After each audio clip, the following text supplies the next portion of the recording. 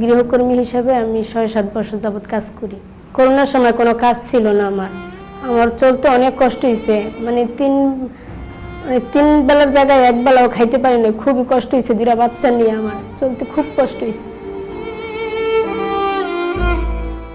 লকডাউনের সময় কোনো বেতন আমাকে দেয় নাই।